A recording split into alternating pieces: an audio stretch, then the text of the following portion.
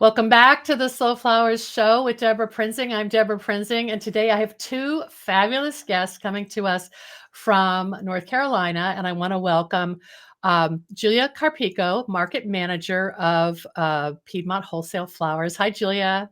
Hello, thank you for having me. Oh, I'm so glad you've joined us. And a return guest to the show, Stephanie Hall of Sassafras Fork Farm. Hi, Stephanie. Hello, good to see It's you again. It's so great to see you. I mean, the last time I saw you, I was in your beautiful event barn as we just realized, 2016. My goodness. But we have video now and we can chat, and we're going to share lots of photos in the show notes at slowflowerspodcast.com next week. The occasion for this episode is some big news that Piedmont Wholesale Flowers has. And so I think I'm going to let Julia start and give us a little context. And Julia, also please share with us how you got involved as the market manager. Sure. Well, I came from a non-flower background. I come from a sales background, working with luxury hotels for all of my career until I became a stay-at-home mom. I stumbled upon Piedmont Wholesale Flowers in my travels one day and started to visit a little bit when they allowed retail shoppers in, and got to know Kelly Morrison, the founder, and some of the growers. And when they posted the job for market manager, I jumped on it, and I am honored that they chose me to usher their beautiful flowers into the world, without having a flower background. But they've provided a lot of training for me to understand local products. But Julia, coming from luxury hospitality, oh my goodness, what a good fit for luxury flowers. I mean, I'm sure that's how you guys viewed it, right, Stephanie? Exactly. We always say that Julia is our market's best asset, and how do we keep her for many years? She's amazing. So, Stephanie, up until last year, you had some other employees who were managing the market, right? We did. Okay. So the first year the market started, we were actually more of a kind of like of a farmer's market setup where each farm would come set up a table, and we would sell our flowers to the customers. But we quickly realized after that first year that it wasn't quite the model that was going to be sustainable for all the farms. The idea behind this co-op is to keep the farmers on the farm growing more flowers. And so for our second year, we hired a manager. That didn't last, and so Julia came through, and she's grown with us. Yeah, and I think that's very familiar with what I've heard from other folks, because Julia, what is the season? You're opening next week. Actually, talk about how you opened today, because we're recording this on March 6th. So what happened today? Sure. So our first online platform went live this morning, for all of our designers and florists. And the market will stay open until Tuesday night. However, orders can be picked up beginning and Thursday. So Okay. our two live markets will be next week, Tuesday and Thursday. Okay. You cut out there for a minute. You said orders can be picked up beginning Tuesday? Yes. So our Okay. online platform went live today, and it's for orders to be picked up Tuesday or Thursday. Great. The next week, we will also start delivery service. Wow. But we hold off on the first week just to allow our inventory quantities to grow a little bit. Right. And the email you sent me said that you now you're in your 8th season. You've moved into new, larger market space. So we'll talk about that. And you've added 2 more market days, totaling 3 per week. So what does that look like? Is that in person, you mean, or online? Yes. So it's in person. We last year and all the years prior, we were 1 day a week. So Okay. now we are offering 2 days a week, and then on Fridays we are offering a shop the cooler day. And that will, if we do have any product remaining, customers can come in for last minute weekend needs. Wow, that's great. I love that shop the cooler day. But that's also because your inventory is not necessarily going to last till the following week, so you want to move it, right? Absolutely. It's absolutely. And we've learned from our customers that having a Friday option is a big benefit because they plan all week for their weekends, but a lot of things happen between Monday and Friday. So having one last day, if we have the product to provide to them, for them to stop in and pick up a couple last minute things is really helpful for them. Oh, that's wonderful. So talk a little bit about your locations, Stephanie. When you started, I think I remember you were at like a food hub or something, right? Back in the day. Yeah, we've been there since the beginning with Farmer Food Share, which it has been an amazing partnership. I feel like we really our missions crossed over a lot of supporting farms, small farms in North Carolina. We're just farms and they were food. And we actually partnered with them when we decided to bring delivery on in 2022. Wow. So they have big delivery refrigerated trucks, right, Julia? Are they? I don't know if they're refrigerated. Yes, They are. They are, and so we partnered with them on our Tuesday delivery days, and even in our new space, they're still going to be our delivery partners. Yeah. I mean, so nice to layer onto something that's already happening and for efficiencies. And also you didn't have to buy a truck, it sounds like. You could just yeah. Yes. And I will say though, what happened is, and it's not a bad thing, both of our organizations, Farmer Food Share and Piedmont Wholesale Flowers, continued to grow.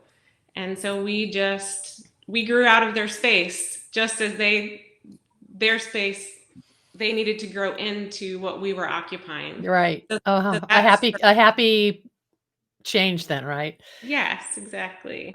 What did that mean at first? Did you guys freak out? Like, where are we going to move to? Or like, how did you transition? And Julia, maybe you can talk about finding the new location, which it's in Durham, North Carolina. Correct me if I'm wrong. Yes.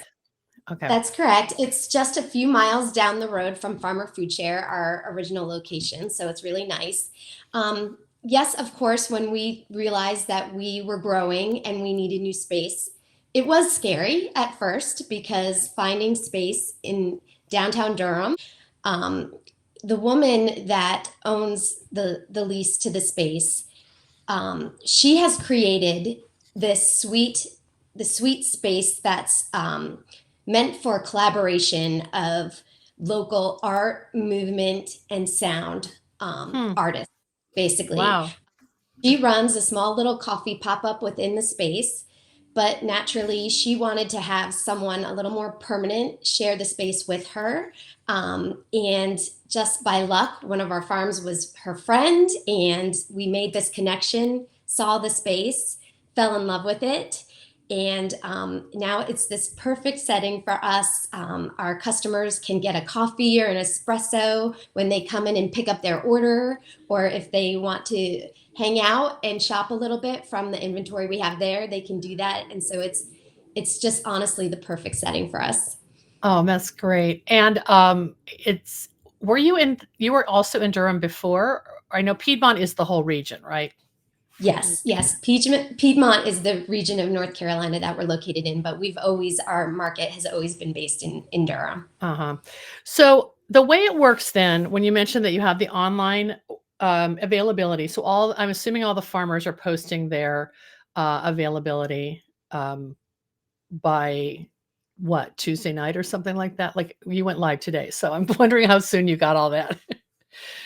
Sure. So farms begin loading their inventory Tuesday nights, and they have until about 9:00 Wednesday mornings to get their inventory loaded. Gives me an hour to do a quick check on everything, and then I publish the store at 10 a.m. Okay. And Deborah, yes, just to tag on to that, PWF became a member of Rooted Farmers just back in the beginning of 2023. Okay, so it's on their platform. Mm-hmm. But from your point of view, Stephanie, that it probably gets easier every season because once the photo of a particular, foxglove is in your database, you don't have to add it the following year, right? You just click on it and move it into the inventory. That must be so Right. nice. It was so nice. This year was so stress-free when Julia sent us the text message of reminder, get your shop loaded. I just had to go on and just click little check the boxes and change the dates of availability. But yes, all the work That's is great. kind of done a year ago. And of course, if we have something new, it's really easy to load it. And I think all of our farms really like to have that control Yeah. over Yeah, our. I think so too. But from the customer's point of view, and Julia, you're working with all these florists. I Yes. mean, what I've heard from florists is that the aggregated platform allows to buy from Sassafras Fork and then to buy from Color Fields and multiple other members, but then just get invoiced once. Isn't that how it works? That's correct. Yeah, Yeah. great. And how much you probably don't know yet how this season's going to go, but in general, how much is pre-order and how much is shopping off the floor? Because it sounds like they both are important. Truly and honestly, every week is different. We have designers that are, big wedding designers that, pre-order every week, but they may choose to come to a Thursday market to supplement their order some weeks. I mean, every week is completely different from the week Yeah. prior. Yeah. But it's nice to have a choice, and that shop the cooler on Fridays is for the people who are in their own little crunch, probably like, oh, I need more, I don't know, apricot something, whatever it is. I just need more of it. And they come and see what's in the cooler. We're definitely Exactly. we're definitely anticipating too, now that we have greater visibility just in this section of Durham. We have our logo, or our Piedmont Wholesale Flowers is painted on the front of the shop, and we know we're going to be getting more questions from the general public and more interest. So we've definitely dedicated the Fridays, Shop the Cooler days, to also be open to the general public. Oh, great. I'm going to put the photo up on the screen so people can see it and you can talk a little bit about. I saw on social media the, activity of painting it, the typography and all. It's a beautiful, sort of dark green color is it an old brick building? Yes, it is. It is. What did you say, Julia, before we started recording about you wanted to have this like warehouse vibe? Is that was sort of your landlord's dream, or um, tell me about how this came together? Sure, sure. Well, to begin with, we have a new logo this year that one of our farmers actually designed, which is fabulous.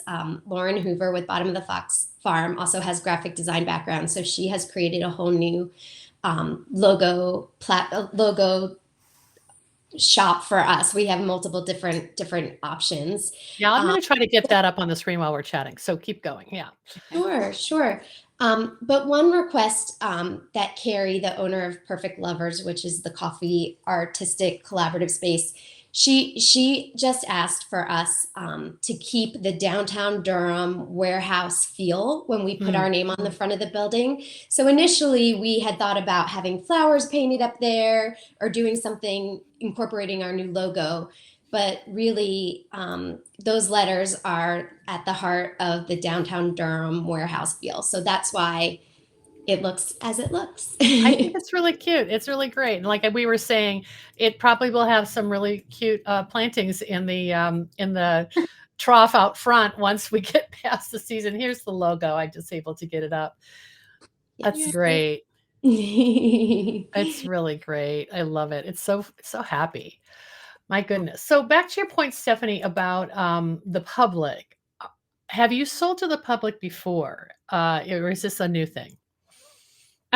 We've sold to the public, but just kind of under the radar, just for people who happen to be walking by the shop. We have, like Julia. yeah, and we always do we have retail pricing for our wholesale bunches. That's definitely not our mission right now. We're not trying really forge ahead with retail at this point in our history.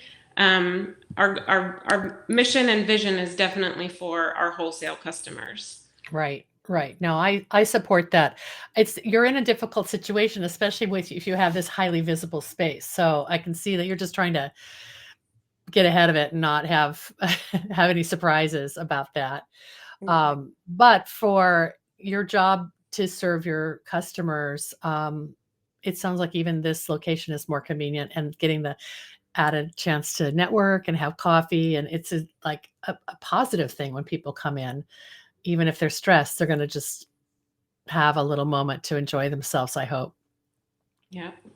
And that's part of who we are as well, is we're nurturing relationships amongst our farms. Like whenever we get all of our farms on a Tuesday or Thursday morning dropping their flowers off, we don't want to leave, right? We want to go back to our farms to work, but we're catching up with other growers and talking about what worked or what happened that week. And the same goes with our customers, is that they really want to come and ask the farms questions, ask Julia about different colors or different varieties that are coming up. So we're really not just a wholesale outlet. We're really trying to nurture this feeling of community and relationship.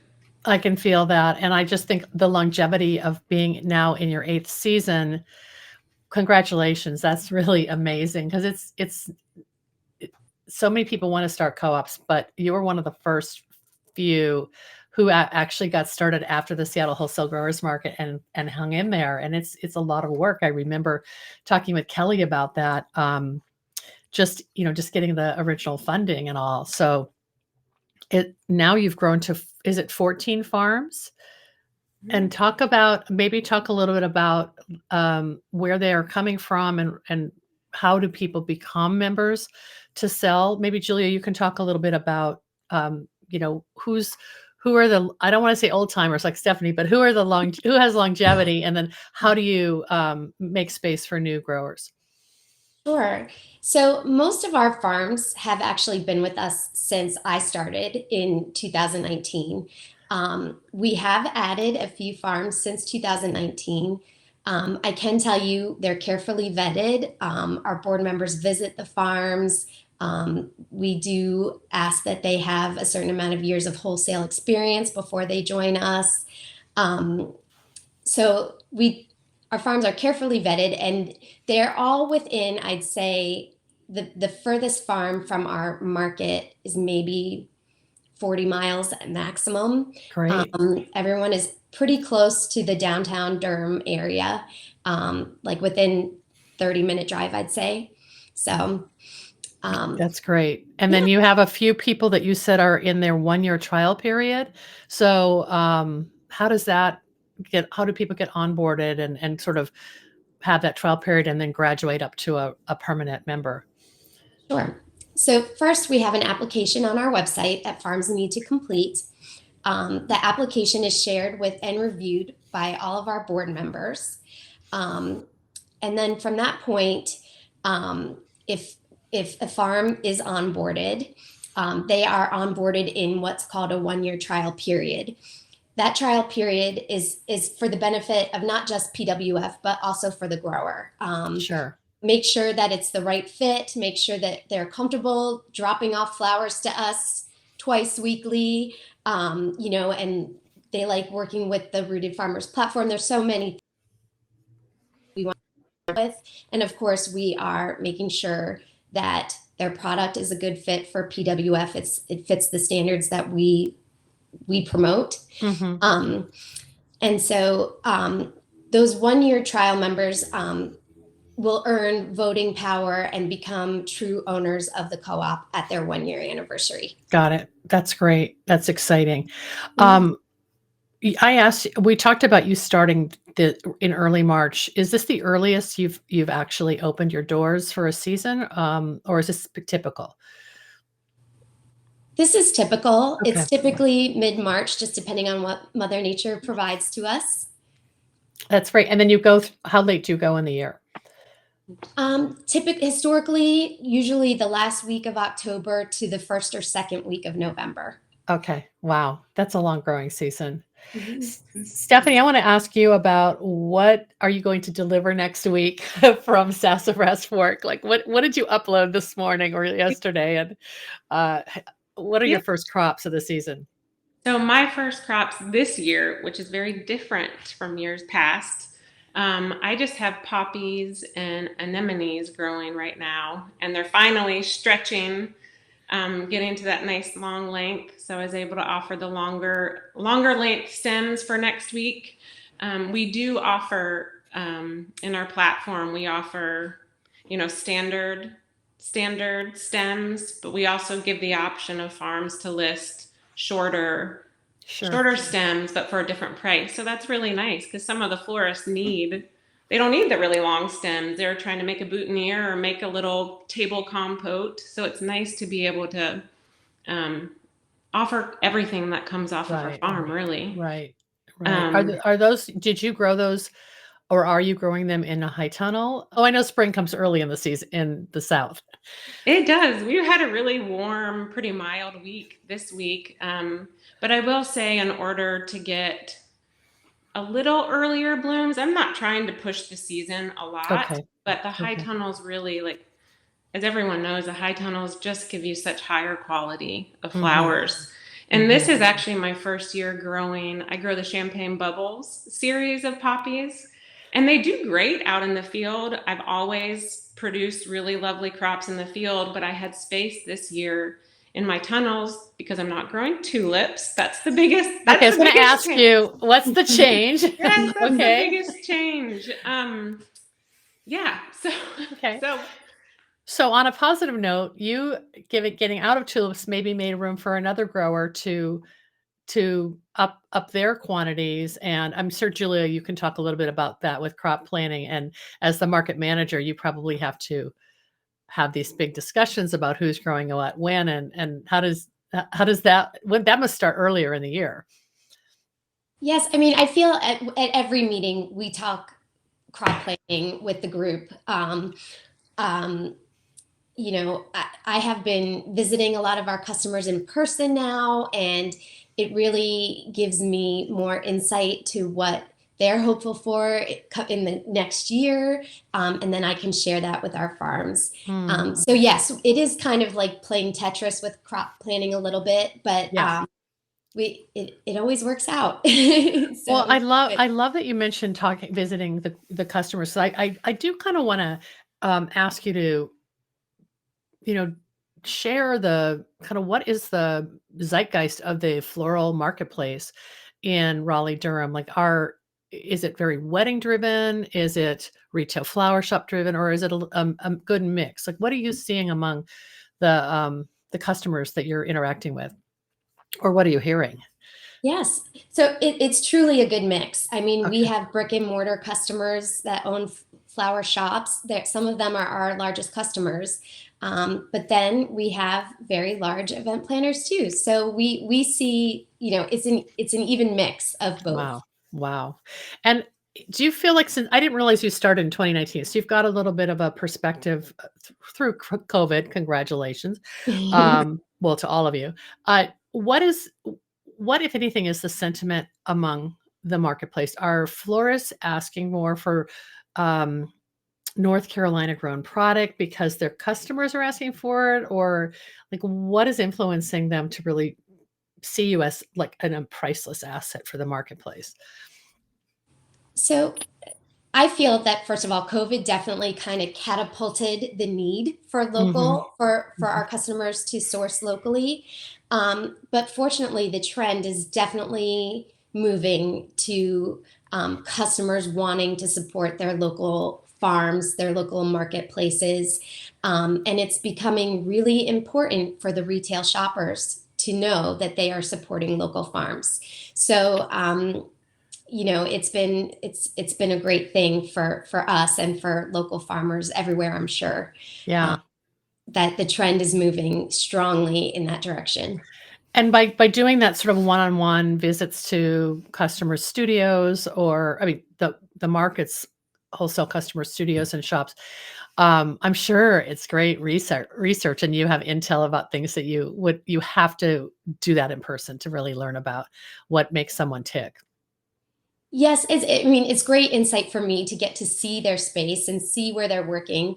But truly, the reason for me to visit our customers is my goal is to curate a shopping experience for our customers that is personal and easy for them. I like learning out there and how I can help them make sourcing locally easier on them. Yeah, And that's I wonderful. do that, with the help of the farms, of course. The Rooted Farmers platform helps me do that. So we're really driving in that direction. That's great. Well, Stephanie, I'm going to put you on the spot and talk a little bit about Sassafras Fork Farm, since I did get to visit, and it was so long ago. I know so many things have changed. When I first met you, well, there wasn't a Piedmont wholesale market. You were going mainly selling. I'm thinking, were you mainly selling through farmers markets and then doing your own farmer-florist work? Describe what's happened with you and how this has maybe changed how you farm and how you market your flowers. Totally. I will say that joining Piedmont Wholesale Flowers at the time that I did, in the phase of life where I was at, probably saved my farm. Okay. Just when I first began farming and entered into the flower farming world about 2 years after that, we were kind of, I was educated in the way that you had to do everything. A flower farmer had to do everything. You had to learn how to grow the flowers, market the flowers, design the flowers. And it was all consuming, which Wow. when I first started, I was single, I had no children. And so the farm was it was my life. It was and it was my life, like 12 hours plus every single day. And then Friday nights before going to farmer's market, I was staying up until 2, 3, 4 a.m. making mixed bouquets. And I just had a lot to learn. But then when my life took a pivot, I got married, and then we decided to start having children. I just entered into my business so naively, and I didn't think anything was going to change. And it changed overnight. Yeah. And so I learned very quickly that, my mom told me this quotation one time of, you can do everything, but not at the same time. Oh, so true. So true, right? And just how I was talking about how I canceled tulips from my grow list this year, it doesn't mean that they're gone forever from my farm. It just means that this year, probably next year, I just need to take a break from that intense crop. And eventually, I love them, so they'll come back.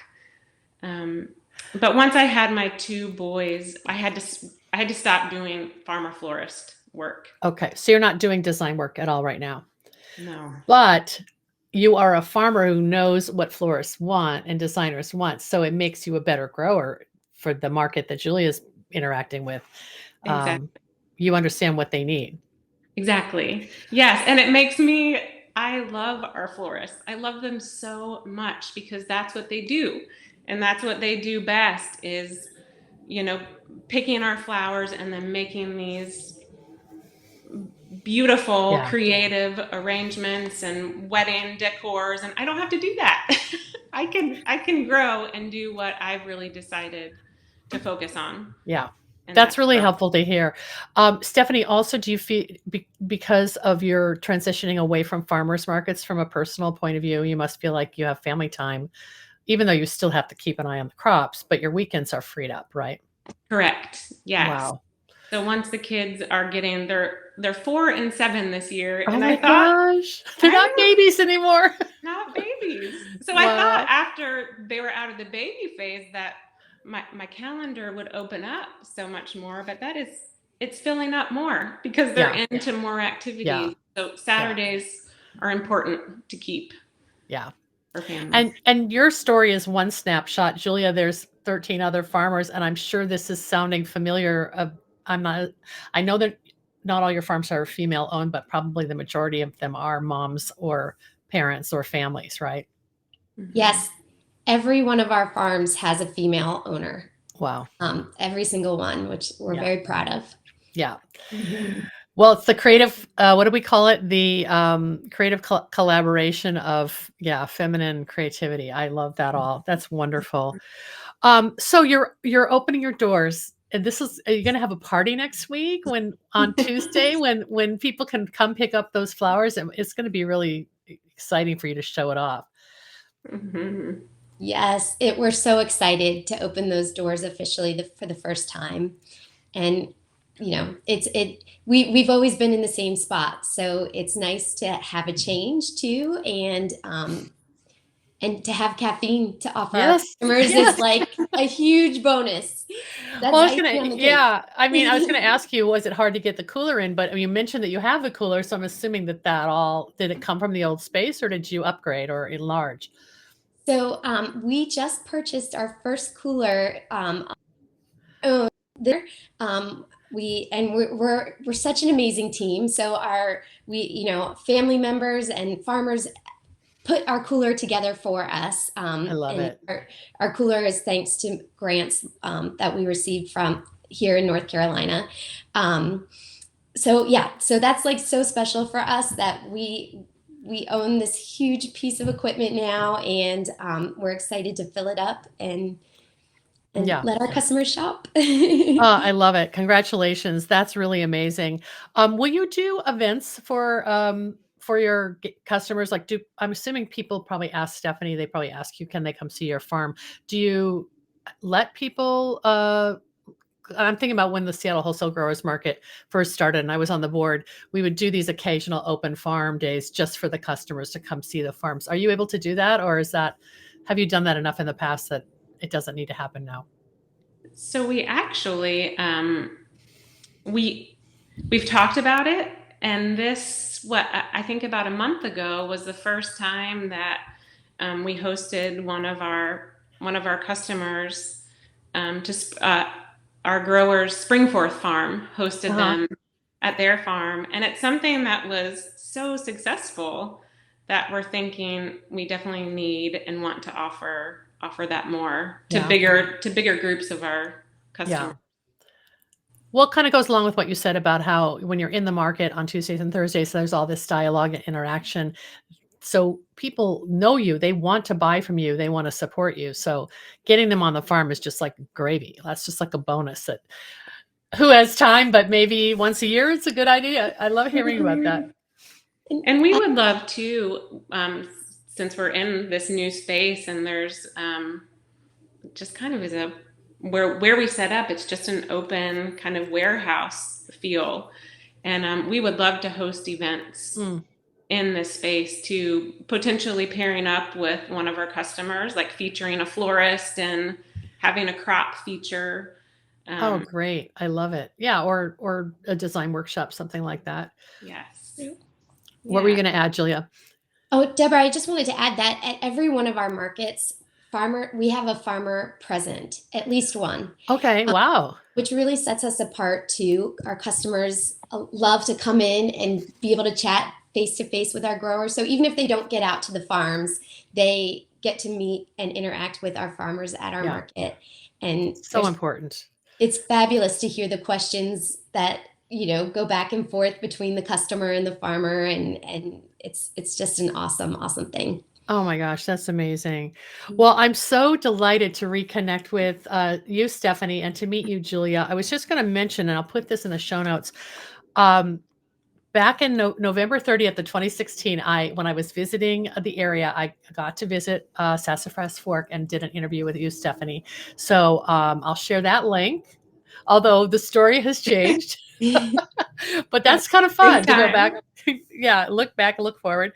And then when you opened in 2017, May 10th, so just a little bit later in the spring, so we did a wholesale, a focus on a couple wholesale flower markets. I think somebody in Montana, and then also Piedmont, and Kelly Morrison was on. So I'll share that link. There's a lot has happened in over 8 seasons, and I'm really, really inspired by your story. I hope that people who are listening will come to the show notes at slowflowerspodcast.com, check out the photos that Julia shared, the links, and also just to follow you on Instagram, because you post every week highlights of what's coming into the cooler, I'm sure. And if you're from outside the region, it's just a way to get inspired about what's a cool crop to grow. Mm-hmm. What are you growing next, Stephanie? Oh, you shooting for like Mother's Day? Is there something you're trying to get ready to bring in? Well, I pretty much have my set crop list that, we put in the ground in the fall. And so my ranunculus are definitely budding up nicely. So those should be ready in about a week and a half. Oh my gosh, that's wonderful. Yeah, I mean, everything's looking fantastic. And I will say what has opened up for me this year that hasn't around this time in the past is because tulips are so constant. Yes. Is that I've been able to start more seeds in my greenhouse. So that's been really exciting. And that's like a lovely slowing down process of being in the moment. So exactly. I admire that. I've got to try to adopt those practices myself. Thank you for stating it that way. That's a really nice, I feel like that's the point where I'm at in my life right now is slowing down and savoring and reconnecting with what brought me to the farm in the first place. Yeah. And this group of growers and Julia and this market has really made that possible because the burden is not only on me. We share it, and we share it all really well together. Oh, it's a beautiful story. Anything you want to wrap up with, Julia, before we say goodbye? I think we covered everything. I'm so excited for this season. I'm so glad local flowers are back, and I hope everyone will come out and visit us. I hope so too. And have a wonderful season, both of you. Thank you so much for this really joyful conversation. I'm really inspired, and I'll get out there soon. I don't know when, but I'd love, if I'm on the East Coast, there's no excuse. I need to come visit. So thank you, Julia and Stephanie, and congratulations on a new season for Piedmont Wholesale Flowers. And we'll have all those details in our show notes. So take care. Great. Thank you.